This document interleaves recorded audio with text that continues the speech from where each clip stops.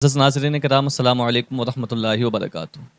आप जो स्क्रीन पर एक वीडियो देख रहे होंगे, यहाँ पर एक गैर मुस्लिम है जो कि लोगों से बात कर रहा है। वो बता रहा है आदम अलैहिस्सलाम से। हाँ, तो आदिम अलैहिस्सलाम कौन थे? हाँ? कौन थे? माँ अब्बा के पोते पति और कौन थे? माँ अब्बा। अब्बा गोरो पार्वती तो ये भोले इन्होंने पिया जहर। और यही थे। जहर सब की- दुनिया जाने यार वो। हमारे आगे तो वो नहीं जा रहा राजपूत। मैंने वहाँ उनकी गाड़ी चलाई, मैंने उनकी क्या नाम है मुंडी में रखी, तो वो बोला डॉक्टर एहसान, बोले नन्हे चीज तो सब एक ही है, तू काय का दाई वो करेगा रे।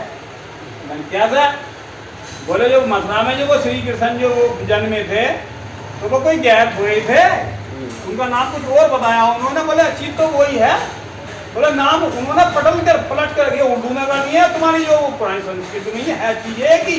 कि आदम अलैहिस्सलाम के बारे में इसने 3 चीज़ें यहाँ पर कही। पहली चीज़ इसने ये कही कि आदम अलैहिस्सलाम जिनको आप कहते हैं कि वो अल्लाह के पैगंबर हैं, हम उन्हें अपने ज़बान में श्री भगवान शंकर कहते हैं, यानी जिनको भोलेनाथ भी कहा जाता है, हम उन्हें भगवान कहते हैं और आप अपने ज़बान में उन्हें आदम अलैहिस्सलाम कहते हैं। और दूसरी बात इसने ये कही कि जो ये मसाजिदों पर आपकी चांद तारा नज़र आता है, यही तो भगवान शंकर का एक निशान है, यानी एक चिन्ह है। इसने ये कहा कि उनके माथे पर ये देखा होगा आपने कि ये मौजूद था, यानी शंकर भगवान के माथे पर ये चांद तारे का निशान मौजूद था, और तुम लोग इसे अपनी मसाजिदों पर भी लगाते हो, तो तुम भी यानी उन्हें भगवान मानते हो। और तीसरी बात इसने ये कही कि भगवान शंकर की जो पत्नी थी माँ पार्वती, और तुम उन्हें हव्वा कहते हो, हम उन्हें माँ पार्वती कहते हैं। बहरहाल ये एक ही है। उसने ये कहा कि ये जो चीज़ें हैं तुम अपने हिसाब से मानते हो, हम अपने हिसाब से मानते हैं, ये तमाम चीज़ें एक। इसने जो कहा कि मथुरा में जो हैं ये भी अल्लाह के पैगंबर हैं और अल्लाह के भेजे हुए नबी हैं। बहरहाल अब हम यहाँ पर इन 3 चीज़ों का जिक्र करेंगे।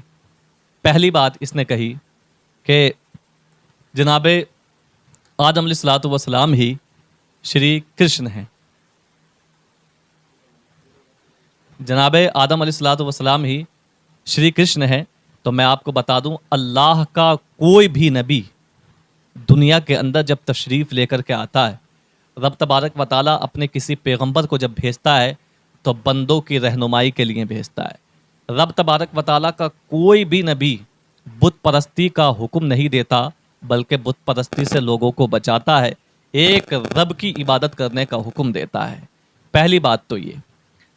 हज़रत आदम अलैहिस्सलाम के बारे में मैं आपको बताऊं, कुरान पाक में ज़िक्र है, रब तबारक व ताला फरमाता है कि अल्लाह तबारक व ताला ने फ़रिश्तों से फरमाया, ऐ मेरे फ़रिश्तों, मैं ज़मीन में अपना खलीफा बनाना चाहता हूँ, अपना नाइब बनाना चाहता हूँ।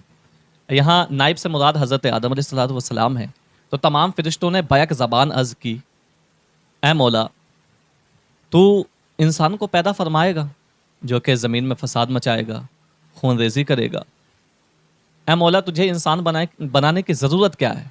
हम तो तेरी तस्बीह बयान करते हैं, हम तेरी इबादत बयान करते हैं, हम तेरी इबादत में अपने वक्त को गुजारते हैं, हम तेरी तस्बीह और तहलील बयान करते हैं।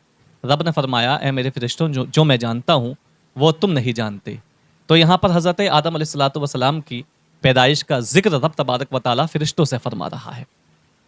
फिर उसके बाद में आदम अलैहिस्सलाम को जो है बनाया गया। रिवायत तो मिलता है कि हज़रत आदम अलैहिस्सलाम का जब पुतला तैयार किया गया तो सबसे पहले हज़रत जिब्रील अलैहिस्सलाम को भेजा गया, कह जिब्रील जाओ और ज़मीन से मिट्टी लेकर के आओ।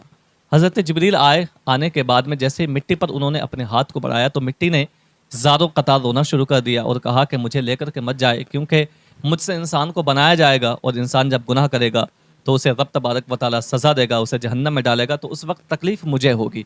मैं मुख्तसर में आपको बता रहा हूँ कि आदम अलैहिस्सलाम के बारे में रब तबारक व ताला ने जब आदम अलैहिस्सलाम का पुतला बनाना चाहा तो सबसे पहले जिब्रील अलैहिस्सलाम को भेजा। तो जिब्रील अलैहिस्सलाम जब मिट्टी लेने के लिए आए तो मिट्टी ने जो है गिरियोजारी शुरू की, तो आप जो है तरस खाकर वापस आ गए। फिर दूसरे नंबर पर आए जनाब इसराफील अलैहिस्सलाम, वो भी वापस आ गए क्योंकि मिट्टी ने, ज़मीन ने उनसे भी इसी तरीके की बात की। तीसरे नंबर पर आए मीकाईल अलैहिस्सलाम, उनसे भी इसी तरीके की बात हुई मिट्टी की, फिर वो भी वापस आ गए। चौथे नंबर पर आए हज़रत इज़राइल अलैहिस्सलाम। जैसे ही हज़रत इज़राइल अलैहिस्सलाम ने मिट्टी पर अपना हाथ बढ़ाया तो ज़मीन पुकारने लगी, क्या इज़राइल मुझ पर तरस खाओ कि मुझसे इंसान को बनाया जाएगा और इंसान जब गुनाह करेगा तो रब तबारक व तआला उसे जहन्नम में डालेगा, तो सज़ा जो होगी और जो तकलीफ़ होगी तो वो तकलीफ़ मुझे पहुँचेगी। जनाब इज़राइल अलैहिस्सलाम ने कहा कि तुझे तो खुश होना चाहिए कि तुझे ये एज़ाज़ हासिल है कि रब तबारक व तआला ने तुझे अपनी बारगाह में बुलाया है। तुझे खुश होना चाहिए इस बात पर, रब तबारक व तआला की जानिब से तुझे बुलावा आया है। उसने कहा कि आप मुझ पर रहम करें, मुझे लेकर के ना जाएं रब तबारक व तआला की बारगाह में। हज़रत इज़राइल अलैहिस्सलाम ने फरमाया कि मुझे रब तबारक व तआला के हुक्म पर अमल करना है, मैं तेरी कोई गिरियाज़ारी नहीं सुनूंगा। बहरहाल हज़रत इज़राइल अलैहिस्सलाम ने 7 मकामात की मिट्टी को उठाया और बारगाह रब्बुल इज़्ज़त में लेकर के हाजिर हो गए।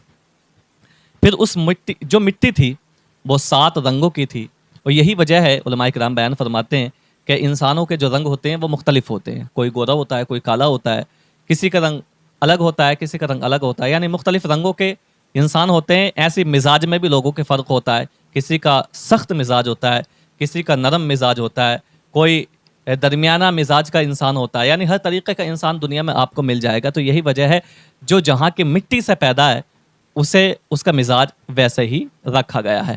बहरहाल मैं आपको बताऊं, आदम अलैहिस्सलाम का जब खमीर तैयार किया गया, हज़रत इज़राइल अलैहिस्सलाम जब मिट्टी लेकर के आए 7 मकामात से, तो रब तबारक व तआला ने बारिश को हुक्म दिया कि बारिश, यानी बादलों को हुक्म दिया कि बादल बरसें। हज़रत मीकाईल अलैहिस्सलाम ने भी बादलों को हुक्म दिया, लेकिन बादल बरस नहीं रहे थे। मुख्तसर मैं आपको बता रहा हूँ कि अल्लाह तबारक व तआला ने फरमाया, ऐ मीकाईल इन पर कोड़े मारिए। हज़रत मीकाईल अलैहिस्सलाम ने जैसे ही अपना बुर्ज मारा, अपना कोड़ा मारा, तो बादलों से पानी बरसना शुरू हो गया। रिवायत में मिलता है कि 39 दिन मुसलसल गम की बारिश होती रही और एक दिन खुशी की बारिश हुई, और उसी बारिश में जो खमीर तैयार किया गया था वो हज़रत आदम अलैहिस्सलाम का ही। बहरहाल मुख्तसर मैं आपको बता रहा हूँ कि हज़रत आदम अलैहिस्सलाम को जो है जब तैयार किया गया, आपके अंदर रूह फूंकी गई, फिर हज़रत आदम अलैहिस्सलाम को जन्नत में आपका मकाम रखा गया, जन्नत में आप रह रहे थे। एक मरतबा आपको नींद आ गई। जैसे ही आपको नींद आई तो उसी गशी के आलम में आपकी बाईं पसली से अल्लाह तबारक व तआला ने जनाब हज़रत हव्वा रज़ियल्लाहु तआला अन्हा को पैदा फरमाया। हज़रत हव्वा रज़ियल्लाहु तआला अन्हा को भी अल्लाह तबारक व तआला ने जन्नत में ही पैदा फरमाया, और आपका निकाह भी रब तबारक व तआला ने जन्नत में ही कराया। ये कॉन्सेप्ट तो क्लियर हो गया कि हज़रत हव्वा रज़ियल्लाहु तआला अन्हा भी जनाब हज़रत आदम अलैहिस्सलाम की जो बीवी हैं वो जन्नत में ही पैदा हुई। और ये जो भाई कह रहा है कि जो माँ पार्वती है भगवान श्री शंकर की बीवी, यानी उनकी पत्नी जो है वही हव्वा है, तो जनाब हव्वा के बारे में आप गौर से सुने कि हज़रत हव्वा रज़ियल्लाहु तआला अन्हा की जो पैदाइश हुई वो जन्नत में हुई थी, दुनिया में उनकी पैदाइश नहीं हुई थी। तो देखें, हमने किसी एक हिंदू भाई से सुना कि जो माँ पार्वती हैं, श्री शंकर की जो बीवी हैं, तो वो किसी राजा की बेटी हैं। तो मैं आपको बता दूं, हज़रत आदम अलैहिस्सलाम की ये बीवी कैसे हो सकती हैं, जबकि आदम अलैहिस्सलाम की जो बीवी जनाब हव्वा रज़ियल्लाहु तआला अन्हा है, उनकी जो तख्लीक हुई, उनकी जो पैदाइश हुई वो जन्नत में हुई, और आदम अलैहिस्सलाम की बाईं पसली से आपको पैदा किया गया, और पार्वती जो है इनकी जो पैदाइश हुई वो दुनिया में हुई, और किसी राजा की ये बेटी थी। तो ये तो बिल्कुल बात गलत ही है जो ये भाई हमारा बयान कर रहा है। बहरहाल रब तबारक व तआला इसे भी सही से समझने की दीन इस्लाम को तौफीक अता फरमाए। लेकिन जो इसने बातें की हैं, तमाम की तमाम बातें जो हैं इस्लाम से, इन तमाम बातों का कोई भी ताल्लुक़ नहीं है। और रही बात ये, इसने कहा कि ये जो चांद तारा है जो आप अपनी मसाजिदों पर लगाते हैं, तो ये शंकर भगवान के माथे पर लगा हुआ है, इसलिए तुम जो है अपनी मसाजिदों पर लगाते हो। तो मैं आपको इसके बारे में बता दूं कि सल्तनत उस्मानिया में क़ब्ल इस्लाम ईसाईयत की वजह से चांद तारे को उरूज हासिल था। और ये इस्लाम में यानी इस्लाम का शिआर था। इसी वजह से, यही वजह है कि सल्तनत उस्मानिया से यानी हज़रत जनाबे उस्मान गाजी के दौर से मसाजिदों पर जो है इसको लगाना शुरू कर दिया गया। बहरहाल किसी भी अहादीस तैयबा में इस चीज़ का जिक्र नहीं मिला है कि इसको क्यों लगाया जाता है, किस वजह से लगाया जाता है, लेकिन मुसलमानों ने इसे अपना शिआर मान लिया, तो इसी वजह से मुसलमानों की एक पहचान बन गई। इसी वजह से उन लोगों ने यानी मुसलमानों ने, सल्तनत उस्मानिया के ज़माने के लोगों ने, तुर्की लोगों ने जो है अपनी अपनी मसाजिदों पर चांद और तारे को लगाना शुरू कर दिया, और वहीं से ये आज तक मसाजिदों में लगता रहता है। और अगर किसी मस्जिद पर चांद तारा ना हो तब भी उस मस्जिद पर कोई फ़र्क नहीं पड़ता।